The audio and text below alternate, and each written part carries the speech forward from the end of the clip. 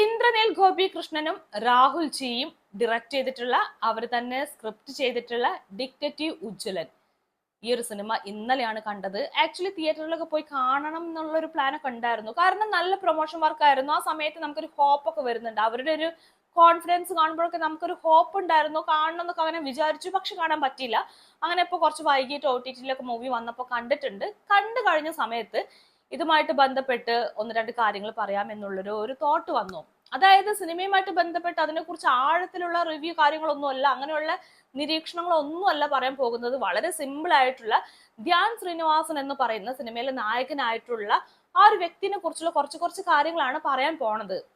അപ്പൊ ഈ സിനിമ കണ്ടിട്ട് എന്തുകൊണ്ട് ധ്യാൻ ശ്രീനിവാസൻ എന്നുള്ള ഒരു വിഷയം എടുത്തു എന്ന് ചോദിച്ചാല് അതിനൊറ്റ കാരണേ ഉള്ളൂ. ധ്യാൻ ശ്രീനിവാസൻ കഴിഞ്ഞ കുറച്ച് വർഷങ്ങളായിട്ട് നിരന്തരമായിട്ട് ചെയ്തുകൊണ്ടിരിക്കുന്ന കുറേ സിനിമകളുണ്ട്, അട്ടർ ഫ്ലോപ്പ് സാധനങ്ങള്. ധ്യാൻ ശ്രീനിവാസന്റെ സിനിമ എന്ന് പറഞ്ഞാൽ തന്നെ എല്ലാവരും ആ ഒരു മുൻവിധിയോട് കൂടി തന്നെ സമീപിക്കും. സിനിമ എട്ടുന്നല്ലേ പൊട്ടുമെന്ന് എല്ലാവർക്കും ഉറപ്പാണ്. ധ്യാൻ ശ്രീനിവാസന്റെ അഭിനയം വളരെ മോശമാണെന്നുള്ള അഭിപ്രായം എല്ലാവർക്കും ഉണ്ട്. എന്നെ സംബന്ധിച്ചിടത്തോളം പോലും വളരെ മോശം നടനാണ് ധ്യാൻ ശ്രീനിവാസൻ എന്നുള്ളൊരു അഭിപ്രായമാണ് എനിക്കുള്ളത്. സോ അങ്ങനെയൊക്കെ ഉള്ളത് കാരണം തന്നെ ഇപ്പം ഈ ഒരു സിനിമ നോക്കുന്ന സമയത്ത് കഴിഞ്ഞ കുറച്ച് വർഷങ്ങൾക്കിടയിൽ വന്നിട്ടുള്ള ഇത്തരം അട്ടർ ഫ്ലോപ്പ് സാധനങ്ങളുടെ ഇടയിൽ ഏറ്റവും നല്ലൊരു വർക്കായിട്ടാണ് എനിക്കിത് ഫീൽ ചെയ്തിട്ടുള്ളത്.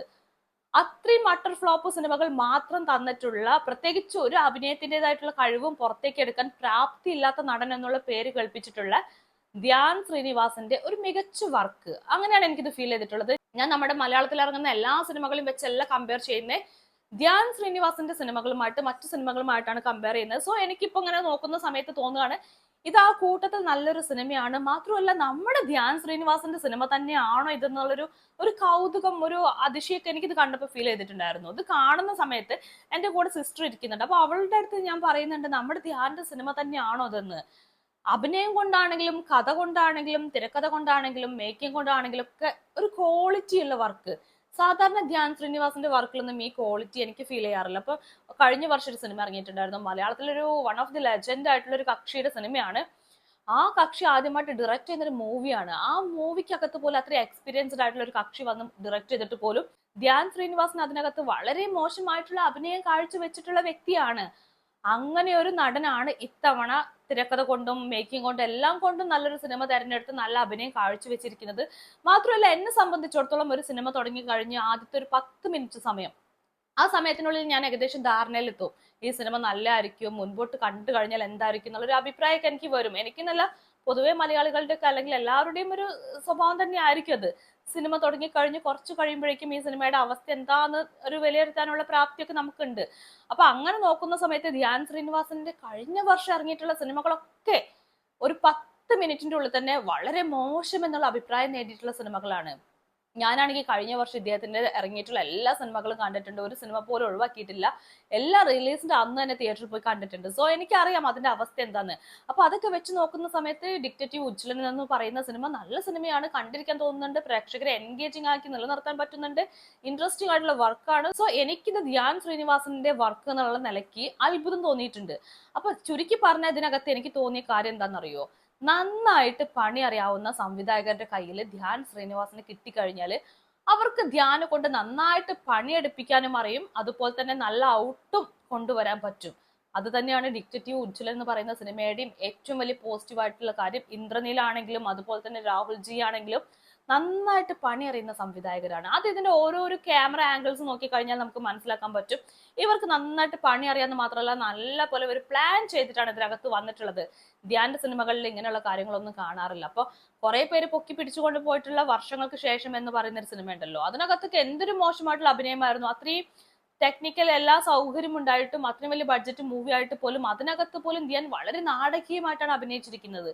ഇപ്പൊ ഡിക്റ്റേറ്റീവ് ഉജ്ജ്വലിലേക്ക് വരുന്ന സമയത്താണെങ്കിൽ ഇദ്ദേഹം വളരെ വളരെ നോർമൽ ആയിട്ടുള്ള ഒരു അഭിനയമാണ്. ഞാൻ അഭിനയിക്കുകയാണെന്ന് പറഞ്ഞറിയിക്കുന്ന സംഭവങ്ങളൊന്നുമില്ല. പക്ഷെ ആ നോർമൽ ആയിട്ടുള്ള അഭിനയത്തെയൊക്കെ ഏറ്റവും മികച്ചതാക്കി മാറ്റാനുള്ള കാരണം എന്ന് പറഞ്ഞാൽ നല്ല തിരക്കഥയുണ്ട്, അതുപോലെ തന്നെ ക്യാമറ ആംഗിൾസ് ആണെങ്കിലും സീൻ റിപ്പീറ്റേഷൻ ആണെങ്കിലും അതുപോലെ തന്നെ വോയിസ് മോഡുലേഷൻ തുടങ്ങിയിട്ട് പല പല ഘടകങ്ങളുണ്ട്, എഡിറ്റിംഗ് തുടങ്ങിയ എല്ലാം സഹായകരമായിട്ടുണ്ട്. എന്ന് വെച്ച് കഴിഞ്ഞാൽ പണി അറിയാവുന്ന സംവിധായകരുടെ കയ്യിൽ ഒരു വർക്ക് കിട്ടിക്കഴിഞ്ഞാൽ അവരെല്ലാ മേഖലയിലും മാക്സിമം പണിയെടുത്ത് തന്നെ നല്ല ഔട്ട് തരും. ഒരു സിനിമ ഇറക്കിയത് കൊണ്ട് മാത്രം ആരും നല്ല ഡയറക്ടർ ആവുമൊന്നുമില്ല, ഒരിക്കലാവില്ല. ഇപ്പം എനിക്കറിയാവുന്ന ഒരു സിനിമയുണ്ട്, അതിന്റെ ഡയറക്ടറും എനിക്ക് പേഴ്സണലി അറിയാം. സോ ഞാൻ പേരൊന്നും പറയുന്നില്ല. ആ ഡയറക്ടർ കുറച്ച് വർഷങ്ങൾക്ക് മുമ്പ് ഒരു സിനിമ എടുത്തു. സിനിമയിൽ പ്രധാനമായിട്ട് വരുന്ന ഒരു ലൊക്കേഷൻ എന്ന് പറയുന്നത് മാലിന്യ കൂമ്പാരമാണ്. ഈ വേസ്റ്റ് ഒക്കെ കൊണ്ടുപോയി ഇടുന്ന ഒരുപാട് വേസ്റ്റ് കിടക്കുന്ന സ്ഥലമാണ്. അവിടുത്തെ ആ ഒരു വേസ്റ്റ് കാരണം ആ നാട്ടിലുള്ള ആർക്കും ജീവിക്കാൻ വയ്യ. അപ്പൊ ഇതൊക്കെ കറക്റ്റ് എന്താണോ സ്ക്രിപ്റ്റിലുള്ളത് അത് പുള്ളി അതുപോലെ കൊണ്ടുപോയിട്ട് ഷൂട്ട് ചെയ്തിട്ടുണ്ട്. വേസ്റ്റ് കാണിക്കുന്നുണ്ട്, അതുപോലെ തന്നെ അവിടെ കുറെ നാട്ടുകാർ അതിനടുത്ത് കൂടെ പോകുമ്പോൾ അവർക്ക് സ്മെല്ല് ഉണ്ടാക്കുന്ന ബുദ്ധിമുട്ടൊക്കെ കാണിക്കുന്നുണ്ട്. പക്ഷെ ഞാൻ നോക്കുന്ന സമയത്ത് ഒരു ഡയറക്ടർ എന്നുള്ള നിലയ്ക്ക് പുള്ളിയുടെ ഏറ്റവും വലിയ പരിമിതിയായിട്ട് എനിക്ക് തോന്നിയിട്ടുള്ളത് ഒബ്സർവേഷൻ എന്ന് പറയുന്ന സാധനമാണ്. പുള്ളിക്ക് ഒട്ടും ഒബ്സർവേഷൻ ഇല്ല. അതായത് സ്വാഭാവികമായിട്ടും നമ്മുടെയൊക്കെ അവിടെ ഒരു വേസ്റ്റ് വരികയാണെങ്കിൽ അതിന് ഉറപ്പായിട്ട് സ്മെല്ലൊക്കെ ഉണ്ടാവും, അതിന്റെ ബുദ്ധിമുട്ടുണ്ടാവും, കാണുന്നവർക്ക് ബുദ്ധിമുട്ടൊക്കെ വരും. പക്ഷെ അതിനപ്പുറത്തേക്ക് ഒരു മാലിന്യ കൂമ്പാരം നിൽക്കുന്ന സ്ഥലത്ത് സ്വാഭാവികമായിട്ടും ഉണ്ടാകുന്ന കുറച്ച് കുറച്ച് കാര്യങ്ങൾ ഉണ്ടായിരിക്കും. അറ്റ്ലീസ്റ്റ് ഒരു ഈച്ചയെങ്കിലും ഉണ്ടാവില്ലേ, അല്ലെങ്കിൽ അവിടെ അലഞ്ഞു നടക്കുന്ന കുറച്ച് പട്ടികൾ ഉണ്ടാവില്ലേ. ഇങ്ങനെ വളരെ മൈന്യൂട്ട് ആയിട്ടുള്ള കാര്യങ്ങളിൽ ഒബ്സർവേഷൻ ഇല്ലായിരുന്നു ഈ ഡയറക്ടറിന്. അതുകൊണ്ട് തന്നെ പുള്ളി എന്ത് ചെയ്തു, സ്ക്രിപ്റ്റിൽ പറഞ്ഞ പോലെ തന്നെ മാലിന്യം കൊണ്ടുവച്ച് അത് ഷൂട്ട് ചെയ്ത് അതിന്റെ അടുത്ത് കൂടെ ആളുകൾ നടന്നു പോകുന്നു എന്നല്ലാണ്ട് മൈന്യൂട്ട് ആയിട്ടുള്ള ഒബ്സർവേഷൻ കാര്യങ്ങളൊന്നും അതിനകത്ത് നമുക്ക് കാണാൻ പറ്റുന്നില്ല. എന്നെ സംബന്ധിച്ചിടത്തോളം ഞാൻ നോക്കുന്ന സമയത്ത് അതുപോലും ഒരു ഡയറക്ടറുടെ പരിമിതിയാണ്. ഒരു ഡയറക്ടർ എന്നുള്ള നിലയ്ക്ക് പുള്ളിക്ക് ആ ഒരു പദവിയിൽ ഇരിക്കാനുള്ള യോഗ്യത എന്താണെന്ന് കൂടി ഞാൻ ചിന്തിക്കുന്ന ഒരു കാര്യം കൂടിയാണ് അത്.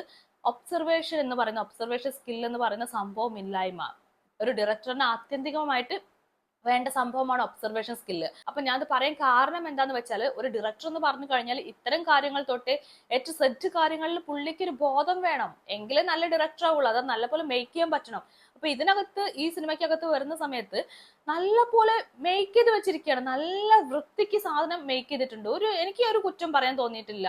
ഇതിന്റെ സെക്കൻഡ് ഹാഫ് ഒക്കെ വരുന്ന സമയത്തുണ്ടല്ലോ, ഇതിനകത്ത് ഒരു പഴയകാല കോക്കാച്ചിയുടെ കഥയൊക്കെ പറയുന്നുണ്ട്.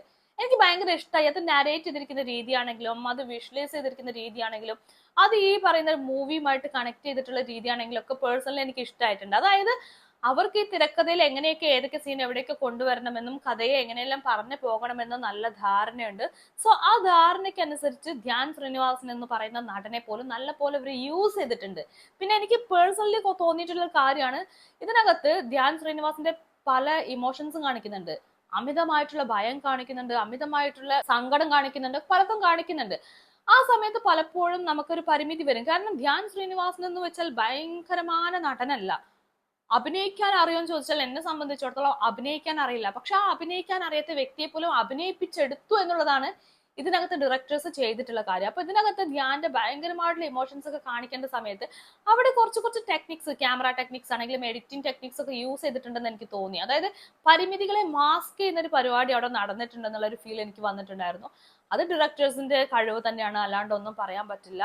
അപ്പോൾ ഡിക്റ്റേറ്റീവ് ഉച്ചലൻ പറയുന്ന ആ ഒരു കഥാ പശ്ചാത്തലം നോക്കിക്കഴിഞ്ഞാൽ പോലും വളരെ രസകരമായിട്ടുള്ള ഒരു നാട്ടിൻപുറത്തെ കഥകളാണ് ഇതിനകത്ത്. അതുപോലെ എനിക്ക് ഡയറക്ടേഴ്സിന്റെ ഒരു ബ്രില്യൻസ് ആയിട്ട് ഫീൽ ചെയ്തിട്ടുള്ള കാര്യമാണ് അമീന പോലുള്ള ആർട്ടിസ്റ്റുകളെ യൂസ് ചെയ്തിരിക്കുന്നത്. അവർ ഞാൻ ആദ്യമായിട്ട് കാണുന്നത്, അവരുടെ റീലൊന്നും ഞാൻ കണ്ടിട്ടില്ല. പക്ഷെ എന്നെ സംബന്ധിച്ചിടത്തോളം നോക്കുന്ന നേരത്തെ ഇതിനകത്ത് ഇവർ ഭയങ്കര രസമായിട്ട് അവരുടെ ഒരു പെർഫോമൻസ് ഒക്കെ വന്നിട്ടുണ്ട്. പ്രത്യേകിച്ച് അമീന്റെ കോമഡി ഒക്കെ എനിക്കത് വർക്കായിട്ടുണ്ട്. അതുകൊണ്ട് എനിക്കതൊക്കെ ഇഷ്ടമായിട്ടുണ്ട്. സോ ഡയറക്ടേഴ്സ് ഈ ആളുകളെ കാസ്റ്റ് ചെയ്തിരിക്കുന്ന രീതിയാണെങ്കിലും എല്ലാം കൊണ്ട് അവർ പെർഫെക്റ്റ് ആയിട്ടുണ്ട്.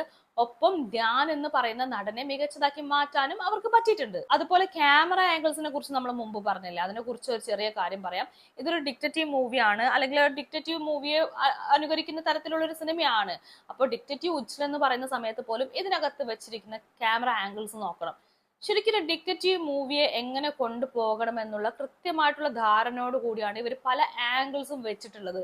അത് നമുക്ക് പഴയകാല പല സിനിമകളെയും ഓർമ്മ വരും, ഷെർലക് ഹോംസിന്റെ മൂവീസ് ഓർമ്മ വരും. അതിനൊക്കെ ഓർമ്മപ്പെടുത്തുന്ന രീതിക്കുള്ള ഫ്രെയിംസ് അവർ സെറ്റ് ചെയ്തിട്ടുണ്ട്, ആംഗിളുകൾ യൂസ് ചെയ്തിട്ടുണ്ട്. സോ അതൊക്കെ എനിക്ക് ഈ പറഞ്ഞ പോലെ നന്നായി സ്റ്റഡി ചെയ്ത് മെനക്കെട്ടെടുത്ത പോലെ തോന്നി. അല്ലാണ്ട് ധ്യാൻ ശ്രീനിവാസിന്റെ ഡേറ്റ് ഉണ്ട് അതുകൊണ്ട് തട്ടിക്കൂട്ട് സിനിമ എടുക്കാന്നല്ല. നമ്മുടെ കയ്യിലുള്ള നടനെ എങ്ങനെ യൂസ് ചെയ്യണമെന്നും അത് നമുക്ക് എങ്ങനെ ഉപയോഗപ്രദമാക്കണമെന്നും ഈ സിനിമയെ എത്രത്തോളം മാക്സിമം നല്ലതാക്കി എടുക്കാമെന്നുള്ള ചിന്തയോടൊക്കെ കൂടിയാണ് ഇവർ ഈ സാധനം മൊത്തം പടച്ചു വിട്ടിരിക്കുന്നതെന്നാണ് എനിക്ക് ഫീൽ ചെയ്തിട്ടുള്ളത്.